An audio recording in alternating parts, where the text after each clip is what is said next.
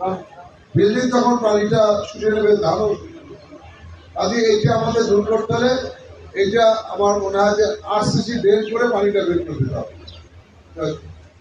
আমাদের আপনাদের যদি সেই ব্যবস্থা না থাকে তো আমরা পৌরসভা থেকে যদি পারি আমরা সেই ব্যবস্থা আমরা করে যাতে পানিটা আমরা বের করে দিতে পারি। আমি আশা করি যে যশোর বালুতলার যে পানির সমস্যা ছিল, যে জলবদ্ধ এরিয়া থাকবে না, এটি আমরা অবশ্যই দূর করতে পারবো।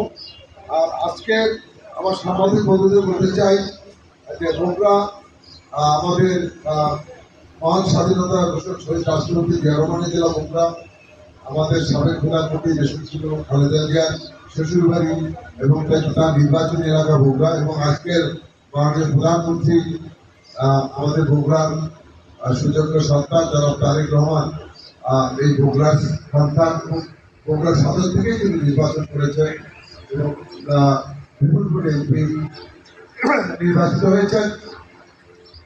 তো আমি মনে করি যে আমাকে তিনি মনোনয়ন দিয়েছেন তার আস্থা এবং বিশ্বাস রেখেই আমরা বগুড়া উন্নয়ন করতে চাই, এবং সেখানে আমাদের সাংবাদিক বন্ধুদের একটি বিশেষ ভূমিকা রয়েছে। আমরা 16-17 বছর বগুড়া মানুষদের বঞ্চিত ছিলাম, বৈষম্য শিকার ছিলাম।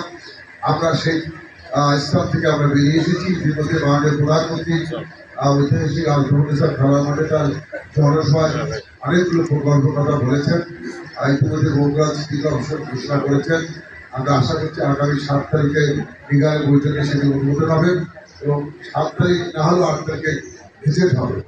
8 তারিখ গেজেট হলে এখানে আমরা নতুন করে বরাদ্দ পাবো, আমরা নতুন করে হয়তো প্রশাসনও দিতে পারেন।